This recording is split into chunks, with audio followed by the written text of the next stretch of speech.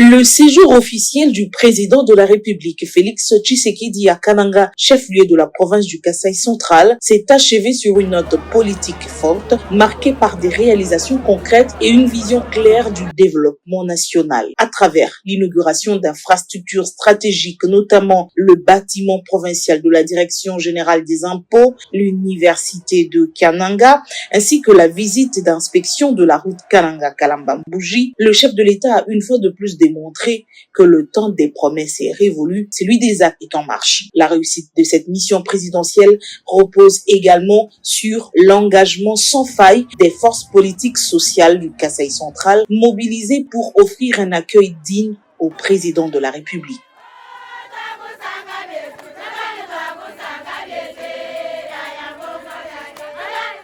À l'avant-garde de cette mobilisation, le sénateur Topin Kabongo Mukengeshaï, élu du Kasaï central et questeur du Sénat, qui a joué un rôle stratégique déterminant. Arrivé à Kananga dès le vendredi 23 janvier 2026, en véritable éclaireur politique, il a coordonné la mobilisation des forces vives, structurant l'adhésion populaire autour de la vision du chef de l'État. Meeting populaire, descente de terrain à 10 batailles, au pont Louloua et dans d'autres points névralgiques ont permis d'installer une dynamique forte démontrant l'ancrage du leadership présidentiel dans la province. Le lundi 26 janvier, la ferveur populaire observée à Kananga lors de l'arrivée du président de la République a traduit l'adhésion massive de la population à sa politique de reconstruction et de désenclavement. Cette mobilisation n'était pas circonstancielle, elle était l'expression d'une reconnaissance politique pour les avancées tangibles enregistrées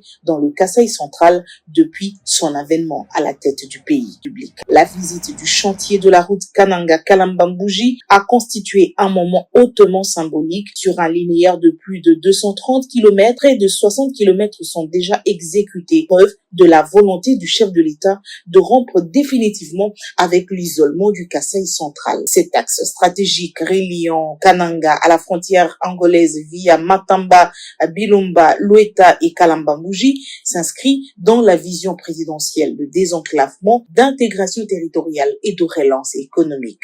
La présence du questeur du Sénat dans la suite présidentielle illustre le soutien institutionnel du Parlement à cette politique structurante. Le mardi 27 janvier, le président de la République a procédé à l'inauguration du bâtiment de l'université de Kananga. Ce projet incarne la conviction du chef de l'État selon laquelle le développement durable de la République démocratique du Congo passe par l'investissement massif dans le capital humain. La présence du sénateur Topin Kabongo à cette cérémonie historique témoigne de son alignement politique total avec la vision présidentielle. Réalisée par SRP Construction, l'université dispose d'infrastructures modernes répondant aux standards internationaux, confirmant la volonté du président Félix Tshisekedi de doter les provinces d'outils de formation capables de produire les élites de demain. Depuis son accession à la magistrature suprême et conformément aux 6 axes prioritaires de son engagement politique renouvelé en décembre 2023, le président Félix Tshisekedi a fait de l'éducation supérieure un pilier stratégique de l'État.